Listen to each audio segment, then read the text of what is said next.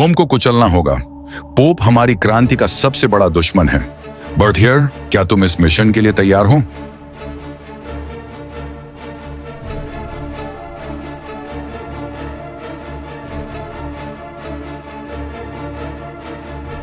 एक ऐसा great warrior जिसने इतिहास की धारा को मोड़ दिया, एक ऐसा जर्नल जिसने पोप को उसके सिंहासन पर से उतार दिया और वेटिकन के दरवाजे बंद कर दिए।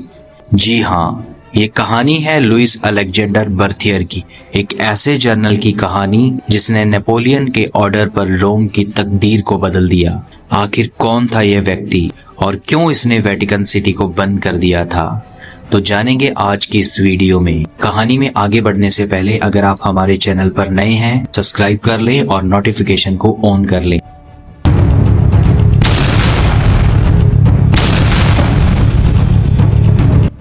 दोस्तों, 1797 में जब नेपोलियन ने फ्रांस की सत्ता को संभाला तो वह अपने आप को यूरोप का सबसे शक्तिशाली शासक बनाना चाहता था, लेकिन उसके सामने एक बड़ी चुनौती थी और वो चुनौती थी रोमन कैथोलिक चर्च। उस समय पोप पायरस 7 राजगद्दी पर विराजमान था और वह नेपोलियन की नीतियों का विरोध कर रहा था, क्योंकि नेपोलियन चर्च और उनकी सत्ता के खिलाफ था, क्योंकि रोमन कैथोलिक चर्च ने कुछ ऐसी नीतियां अपना रखी थी जिनको नेपोलियन पसंद नहीं करता था। फाइनली नेपोलियन ने अपने वफादार जनरल लुइस अलेक्जेंडर बर्थियर को इस मिशन के लिए बुलाया, जो कि नेपोलियन के सैन्य अभियानों में एक महत्वपूर्ण रणनीतिकार था। और बर्थियर की अगुवाई में फ्रांसीसी सेना जनवरी 1798 में इटली के रास्ते से होते हुए रोम की ओर बढ़ी। सैनिकों की संख्या लगभग 15,000 थी, जबकि रोम की सेना बेहद कमजोर थी। पोप पायरस 7 और उसकी कमजोर सेना इसके खिलाफ कुछ भी नहीं कर सकी और वहां के स्थानीय लोग भी फ्रांसीसी राज्य के सिद्धांतों से प्रभावित थे, इसलिए उन्होंने भी इसका विरोध नहीं किया।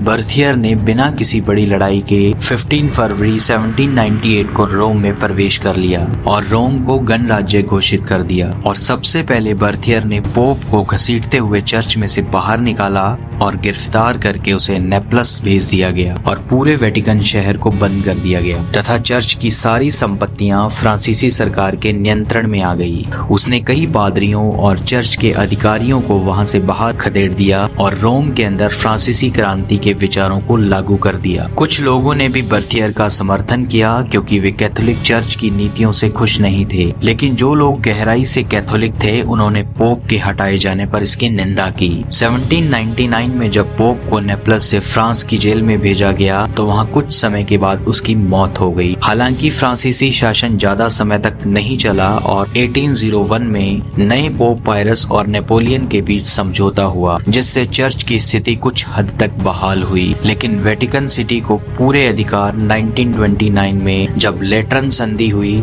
तो उस संधि के तहत वो सारे अधिकार उसे फिर से प्राप्त हुए। तो दोस्तों, यह थी कहानी उस फ्रांसीसी जर्नल की जिसने वेटिकन सिटी को बंद कर दिया था। आज की वीडियो में इतना ही। वीडियो अच्छी लगी हो तो आप इसे लाइक और शेयर करना ना भूलें।